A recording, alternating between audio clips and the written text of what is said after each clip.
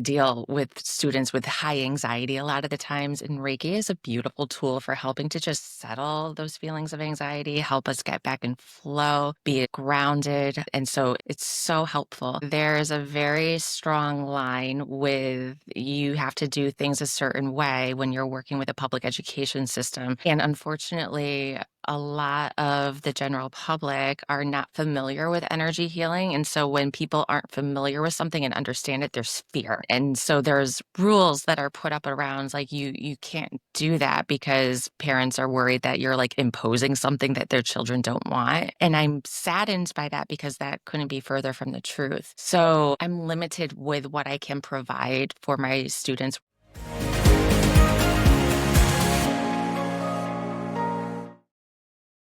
Hello and welcome to the next episode of Healing Millions podcast. Oh my God!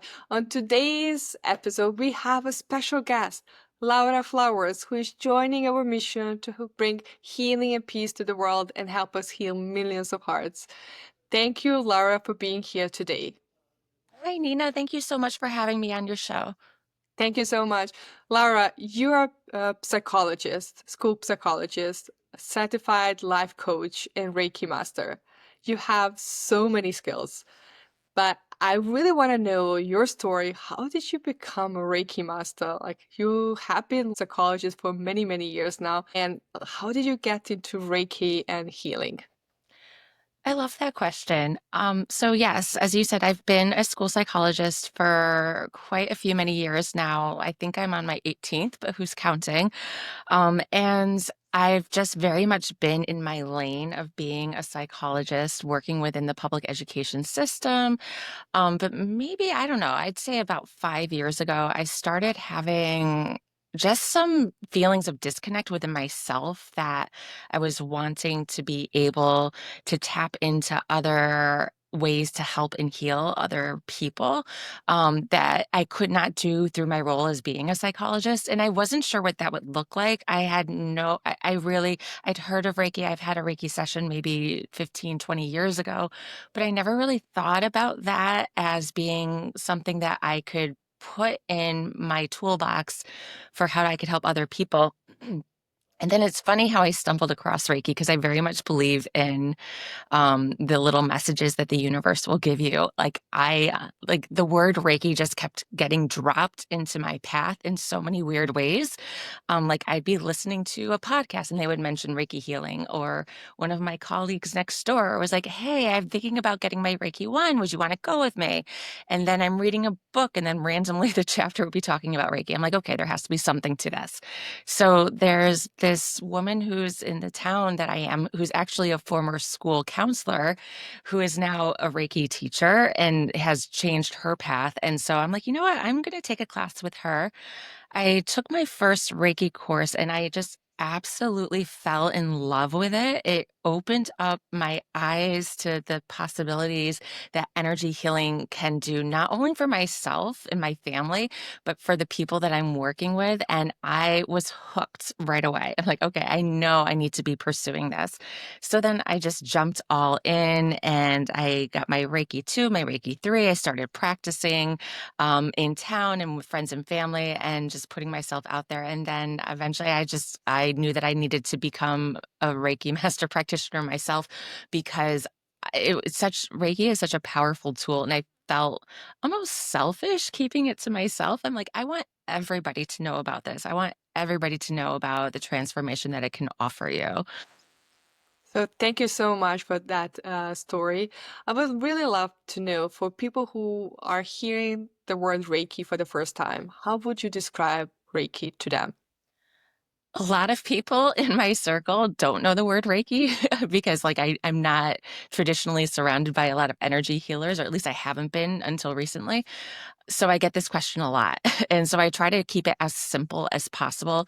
Reiki, think of Reiki as just universal life force energy. We all have access to it. It is love in its truest form, and it is able to be channeled through yourself, through your hands, through your body, in order to be able to transmute that energy from the universe and give it out to the receiver.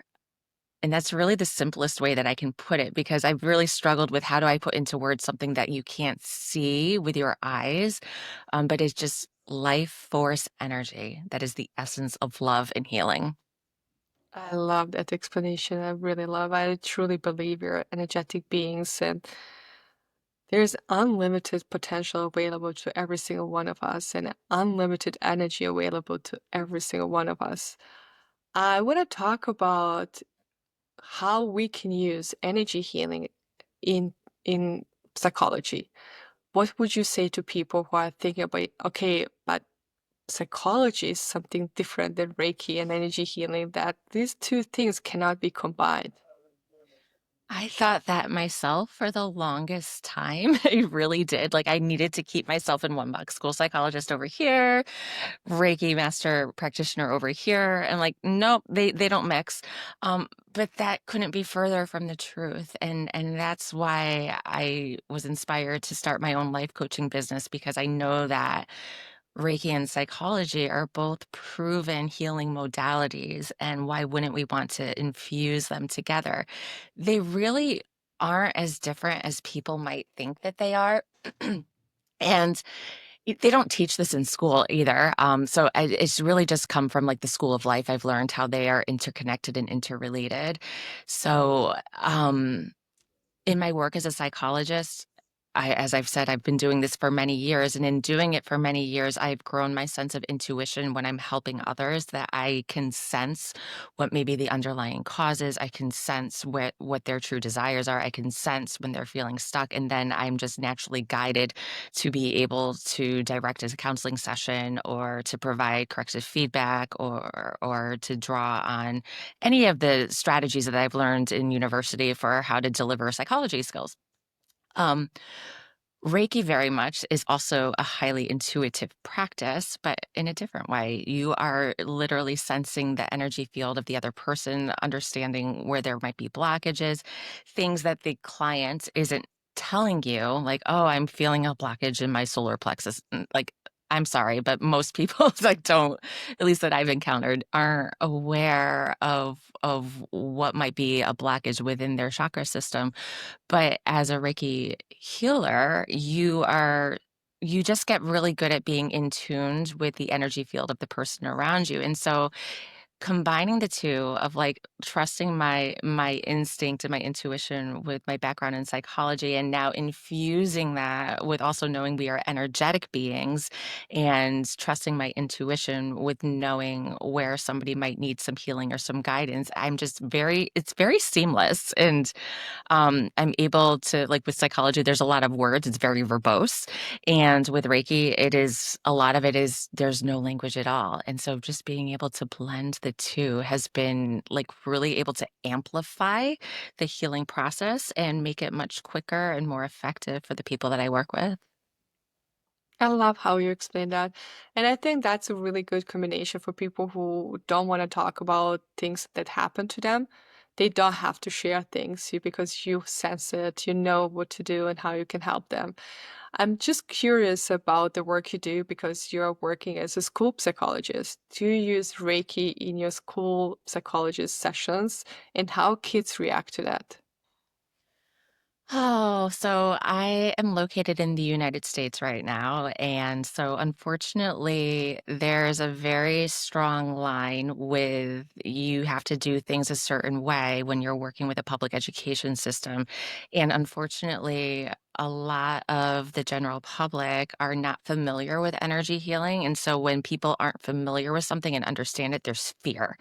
And so there's rules that are put up around like you can't do that because parents are worried that you're like imposing something that their children don't want. And I'm saddened by that because that couldn't be further from the truth. So um I'm limited with what I can provide for my students when I'm here in the school setting. I can say that when I have rapport with parents, I will often talk to them and say, "Are you okay if I give energy?" And that's just how I put it. Are you okay if I give energy? And if I know a family is open to that and accepting of that, I'll ask the student, "Are you okay if I give you some energy to help with this?" Um, and a lot of times the answer is yes. And then I deal with students with high anxiety a lot of the times, and Reiki is a beautiful tool for helping to just settle those feelings of anxiety, help us get back in flow, be as grounded. And so it's so helpful. But within the school setting, I actually use Reiki a lot with my colleagues because that I don't need permission for. I ask them because teaching is a very high stress profession. There's a lot of being like caught up in our head and feeling just the weight of the world. And I can sense immediately when somebody is just out of their body, in their minds, like spiraling. And I'll just say, like, are you okay if I give you a Reiki burst of energy? And then I am able to help my colleagues. And it's been really cool in that in my community here, I've just brought in the language of energy healing for the staff here at the school, and so they're more familiar with it and comfortable with it, and it's less like woo woo out there, like, "What are you doing?" And so that's what I hope. I'm, like, just planting little seeds everywhere of what Reiki can do, what energy healing can do, and how you can incorporate it into your daily lives. It doesn't have to be something separate that you need to go seek out, like, we can infuse it whenever we need it. I love that. I love planting seeds. I think it's so important that we learn how to deal with our emotions. And I think it would be so beneficial for kids to learn how to deal with the emotions they have, especially anxiety. I truly believe that we learn so many things in school, but we don't learn the most fundamental things, how to help ourselves when we have a like emotional crisis. Yeah. And that's the most important thing that we need to learn. And unfortunately, they don't teach that. I hope planting seeds will help you get some awareness around that and help you really implement that in the school, because I think students will love it. Because I have a daughter, she's 4 years old. Oh my God, she loves energy healing. She feels so excited. I think kids are open to energy healing and they Yes. love it. They naturally do it and they have so much fun practicing it. What It's is your so fun. experience? Absolutely. I have 2 children myself, and they love it. They think it like, if they have to go to a doctor's appointment and get a shot or, like, have some procedure done that they don't want, they're like, "Mom, can you give me a little Reiki, please?" And so there I am, like, in the physician's room, like, giving Reiki while the procedure's done, and so it's beautiful, but yes, I agree with you. Kids are so open to it. They're open to learning about it and understanding it, and they're also open to learning how to use it themselves. I wish that more parents knew about this so that you can teach your kids at a young age, because we all know that it's so much easier to learn something when you're a younger person. And I think I know we're all born with this ability to tap into this because as I said at the start of this interview, it is universal life force energy. That means every single human being has the same level of access to it. There's no chosen people. Like, we all can do it. And again, the easier it is to start as early as you can and teach this. And yeah, I'm excited. I'm excited to be in a position where I'm still have like one foot in the school setting where I can be planting the seeds and sharing this knowledge, because it is something that I just feel it's changed my life in such a profound and positive way. And when you learn something that is so magical and helpful and healing, you just feel obligated to share it with other people. I agree with you 100%. Once you experience energy healing, oh my God, you just want to go back to that. And as you said, it's a beautiful life force energy that is available to every single person on this planet. I hope you will manage to get more support to implement that in the school system, educational system. I think it would be so beneficial for kids because it really changes the way how you feel. It changes the way you think because you become more grounded. Mhm. You choose how you're going to react to the outside world. And when anxiety comes, you know how to deal with that. When you feel sad, you know how to help yourself. You don't have to go somewhere else to help, to beg for help. You know how to help yourself, which is beautiful, beautiful. Right now, you're just focusing on helping women find who they truly are in your coaching practice. What do you think is the biggest block for people, especially women, to express themselves fully and to be their true authentic self? Think that society has conditioned women particularly to fill a certain role, and oftentimes that role is heavily steeped in caregiving. And so whether that is, taking care of your household, your children, your partnership, um, and so you identify yourself in this particular role or career or whatever it is, and you think it would be selfish to choose something that feels more aligned. Like, as I think a lot of us start out like in different aspects of our lives, and then we just get caught in these patterns and we live a certain way, and then we feel like, okay, like I have gone X amount of years doing the same thing, and I'm expected to do the same thing so that I can contribute to society, my family, whatever, in the way that I have. And so I don't have permission or ability or whatever it is to change my mind and choose a different path that maybe feels more aligned. I think a lot of women like myself, where I was several years ago, is like feeling that inner whisper that, but wait, there's got to be something more. I want to be doing something else. I'm not feeling totally fulfilled. I have other gifts that I either want to explore or learn and share. But we don't give ourselves the permission to do so because we feel like if we change our minds, we're letting other people down. And women don't like letting other people down. We very much want to be like, we want to be pleasers.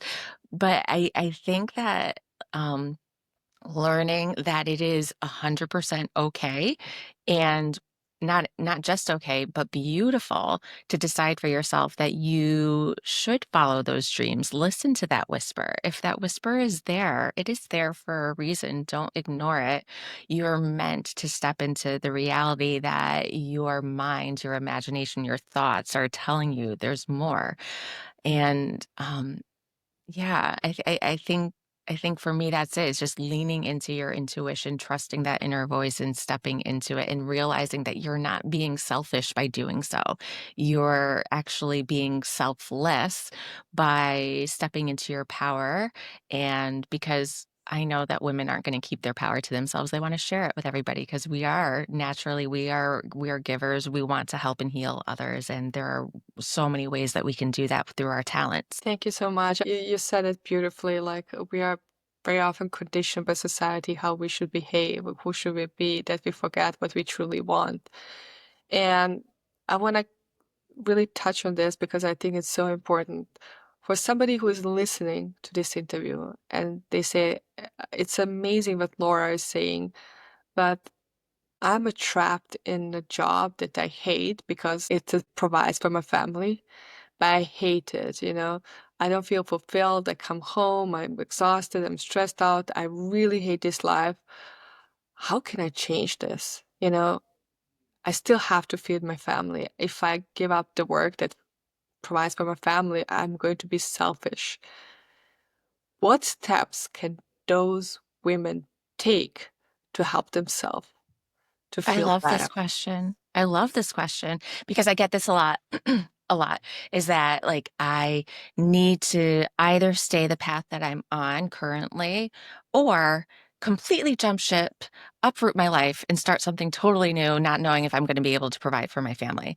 And that's just not true. That's not true. Life is not black and white.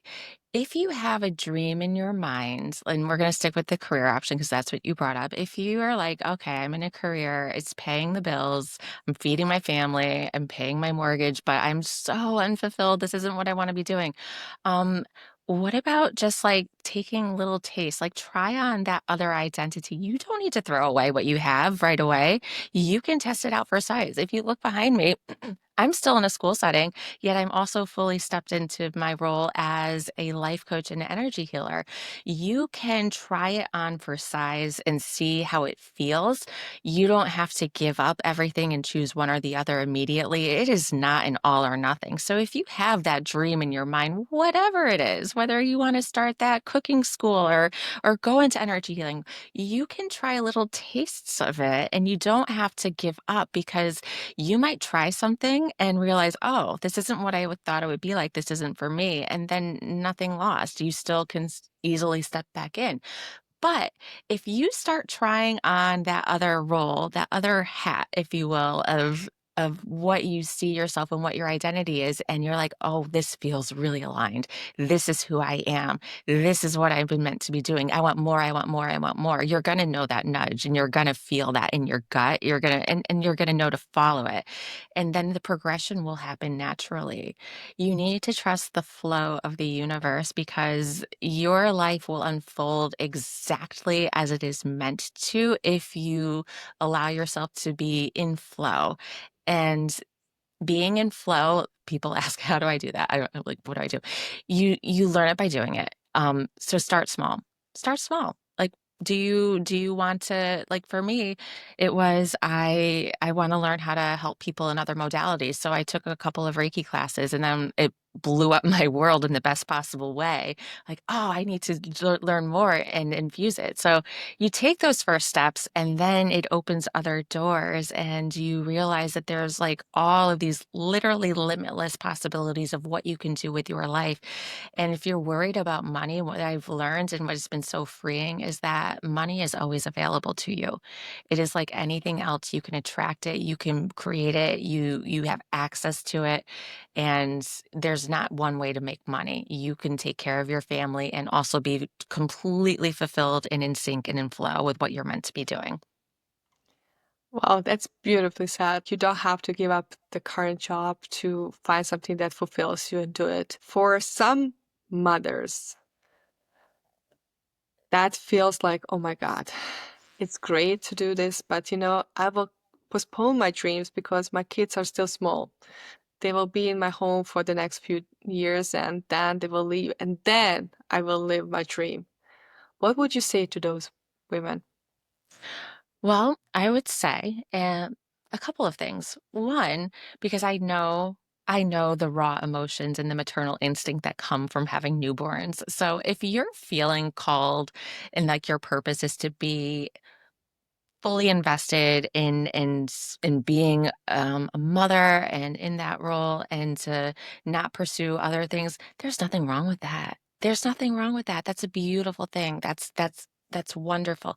Listen to what your intuition is telling you. Because I've known for so many of my friends, colleagues, and other new mothers I've met along the way that for some, they want to literally put everything else on hold so that they can just be the center of the universe with their child. And that's fine.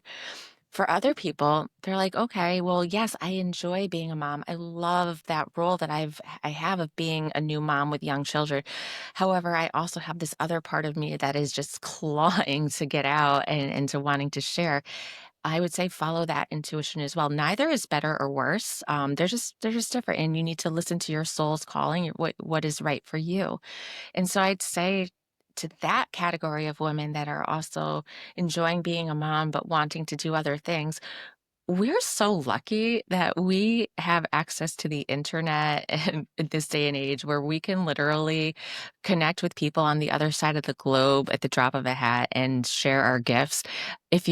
So that's one aspect that it makes it so accessible for anybody, new moms especially, that you have worldwide access at your fingertips where you can share your gifts. And people are looking for those services. If you have something that you know is valuable that you want to share, I promise you that there are people out there that are craving what you can offer. You just have to find the avenue to put your voice out there and let it be known what you're doing and how you can help. And I would say again, like I said, to the starting a business while you still have a career, I give the same advice to a mom who's wanting to be a mom and also do something else. You don't have to choose one or the other. You can be a rock star mom and also be starting a business, running a business, working for something else. You can do both. And this goes back to like, don't worry about like these rules that you think society has given you because there really aren't rules. They're rules that they're a lie. We can create the life that we want. We can design the life that we want. We all have the power to do it. I love how you explain this because I also noticed when I worked with my clients and I did a lot of Akashic Records readings, I noticed that women who just want to be moms, they have this beautiful soul gift to raise families. And that's their life purpose, to really help families grow and be there for the family. That's the biggest life purpose. And they're living their dream and they're living their purpose. For others who have this dream, but they keep postponing it because they believe that something else is available out there, because they want to wait until kids are grown up, after kids go to college. But deep inside of them, they don't feel fulfilled. They feel miserable. They feel desperate because they are not living their dreams. I love how you said this. Like, if you have this dream, just go for it. Like, you can be a rock star mom and a successful business owner. I love that because I truly believe that my biggest soul gift is also communication with people and helping people.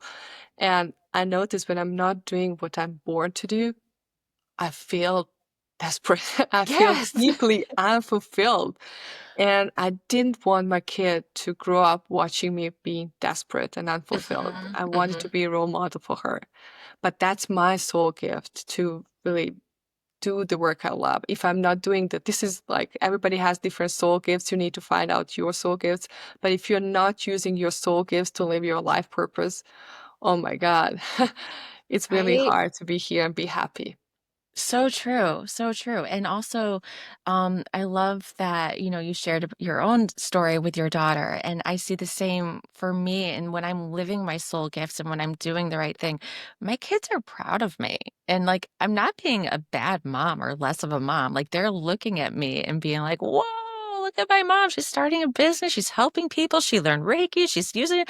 And they're inspired, and you're being a role model for your children. If you have a daughter, for your daughter, that, yeah, like, you can use your talents and you can help other people. And when there's something about when children watch their parents evolve, grow, and blossom, that's one of the greatest gifts that we can give our kids, because it's teaching them. They're going to internalize this. And then 20, 30 years from now, when they're having these existential questions, like, I can't do anything else, what am I going to do? They're going to remember, no, I saw my mom doing the thing, and I saw my mom taking the risks. And if she's able to do it, I can do it.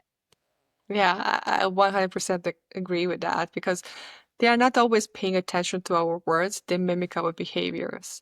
Exactly. And I really love to see and watch and be an example to my daughter. I think she's my biggest fan since I published my book. Oh my gosh, she's walking around. They say, "Mommy, mommy, you have a book, this book with the butterflies. Let's read this book." It's like, it's a business book. I will teach you that. I'm happy to teach you when it's the right time. But now, like, let's enjoy it. But mommy, I love this book with butterflies. And this is what kids are going to do, that they are going to be so proud of you. They will be so happy. And it's very interesting when you observed them when they're talking to each other. Oh my God, they feel so much pride to be your daughter, because you're doing something fulfilling and you're doing something amazing for the world. And I love that.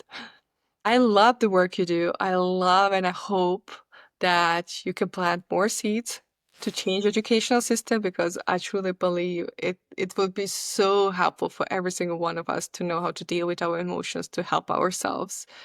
And I just want to say thank you, Laura, for being on my podcast. Thank you so much for the work you do. Thank you. You're really an amazing woman, inspiration, and thank you for the work you do. Nina, I'm just so honored to be here sharing space with you on your podcast. You are truly the one that's the inspiration. So I thank you. Thank you so much. Thank you, thank you, thank you. For everybody who is listening and watching, if this episode inspired you and moved something inside of you and it gave you wings to fly, please share it with the audience, share it with your friends and family members, because we are creating this for you to feel inspired, uplifted, and to follow your dreams. Thank you so much for being here today. Thank you for the work you do. Until next time, be brave, shine your light, because the world needs that love and light inside of you more than ever. I'm sending you lots of love and big hug. Bye for now.